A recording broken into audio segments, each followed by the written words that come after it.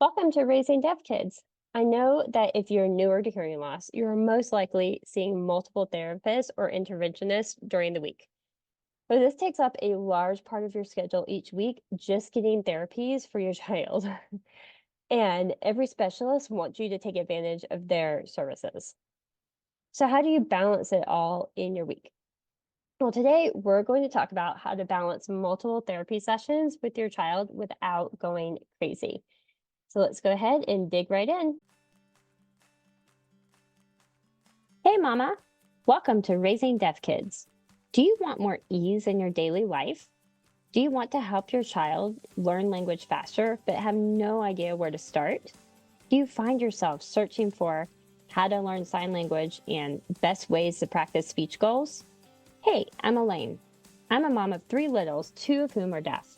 I remember when I received the hearing loss diagnosis for our child, there were so many decisions and information overload. I lacked clarity and confidence and yearned for ease and balance in our lives. It was then that I discovered strategies to support our kids' language development at home, and I even helped them learn language faster. I can't wait to share it all with you. So put down that to-do list, close out that ASL app for now, and let's get started.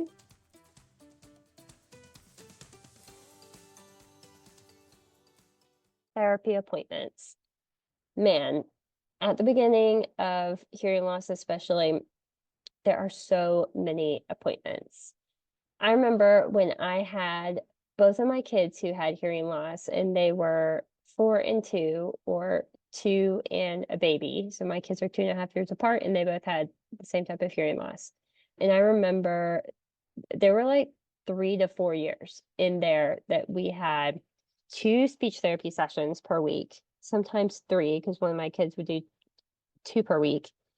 We had 2 physical therapy sessions per week. We had, CDSA coming in basically for 4 years straight, because by the time one of my kids graduated out, the other one was coming in. My kids had to have supports in their shoes for them to walk, so we had them coming in periodically to measure my kids' feet for more things as their feet grew for the inserts into their shoes.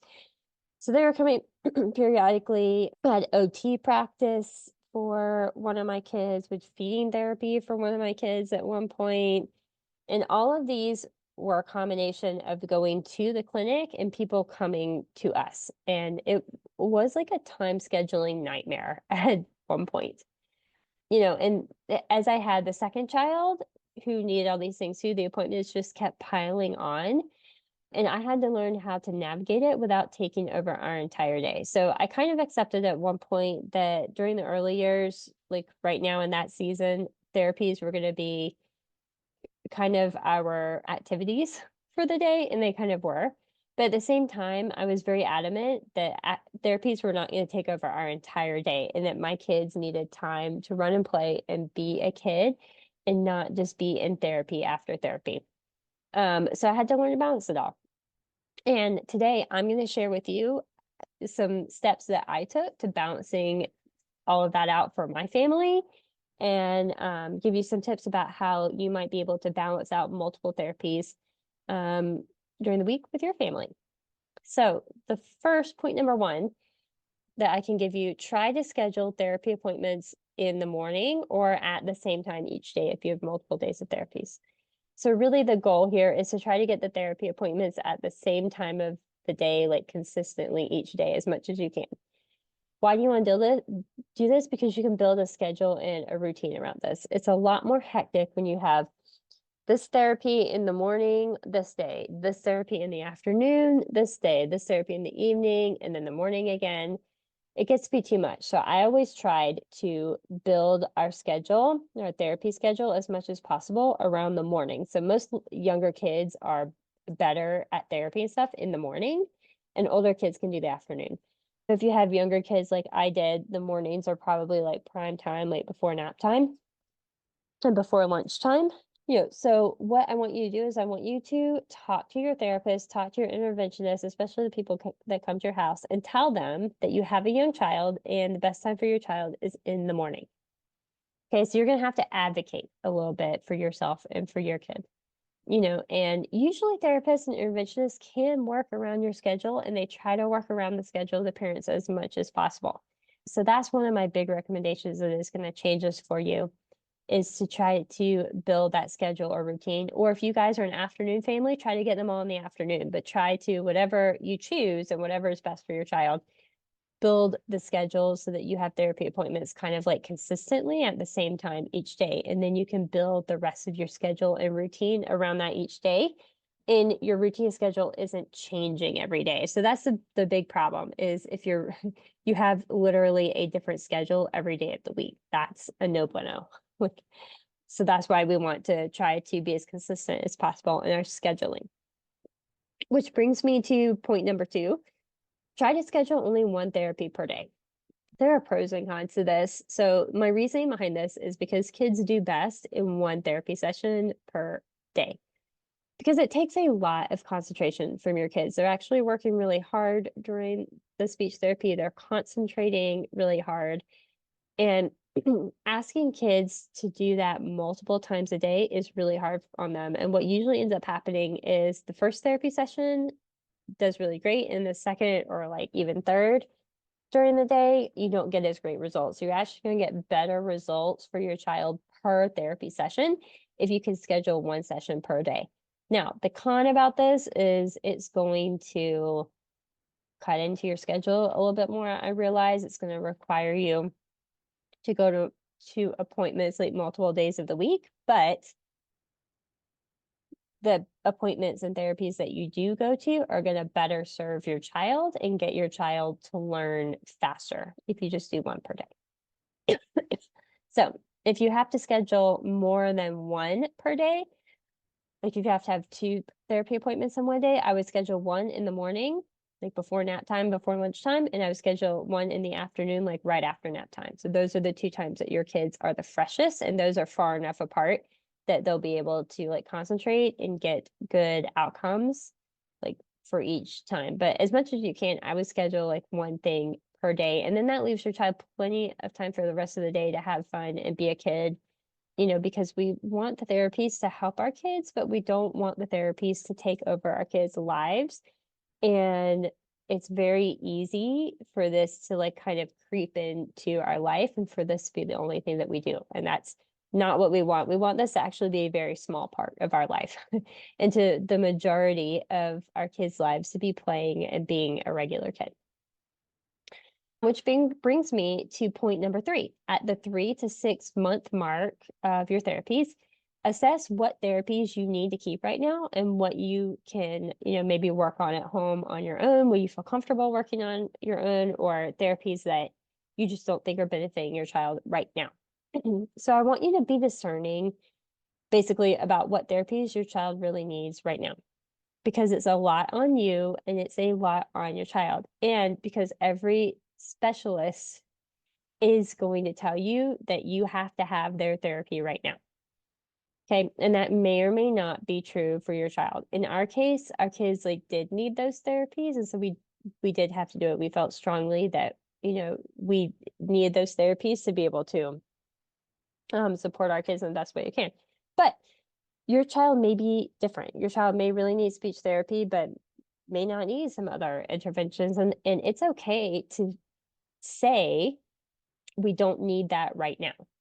And I started doing that kind of at the middle mark as I became more comfortable with advocating for my kids and for myself and for speaking up, which does take time to kind of grow those skills with you.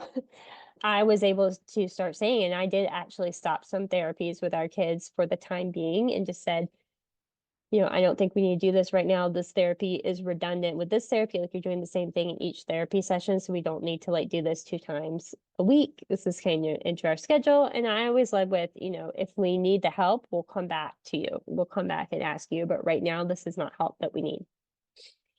And, that is your job. And your job as a parent is to direct. So you need to think about, you are the manager of the providers. So when you came into this life, you became a manager. Congratulations on your promotion to manager, I guess. So what you're doing as a parent is you're seeing the high level of what you're doing each day. And the therapist is only seeing their therapy. They're not seeing the rest of your week with your child.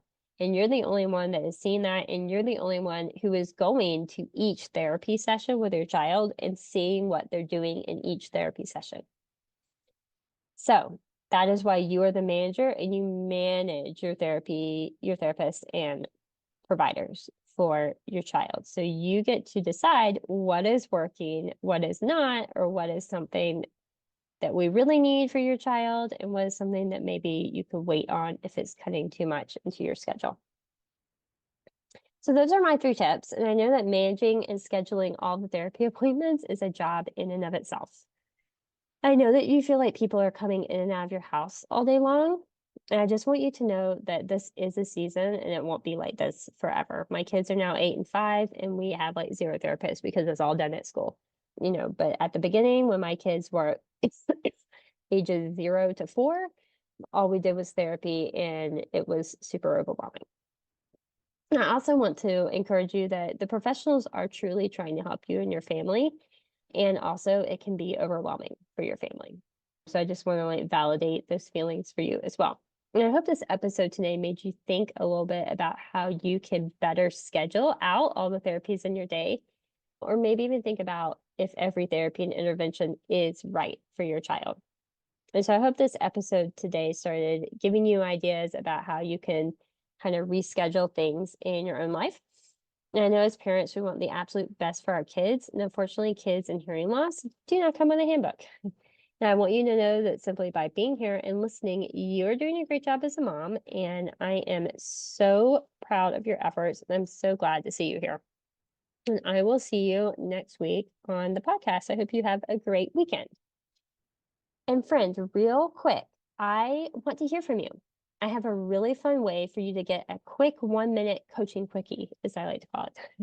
Leave me a message on SpeakPipe. You can ask a question and I'll answer it live on the podcast, or you can even let me and others know how the podcast has impacted you and your family. And I will air your message live on the podcast each week. Yay, 10 minutes of fame. So go to raisingdeafkids.com/contact right now to leave me a message, and let's get your questions answered. All right, we'll see you next week. Bye. Hey, Mama. I hope you enjoyed today's episode. If so, would you take 30 seconds and subscribe to this podcast?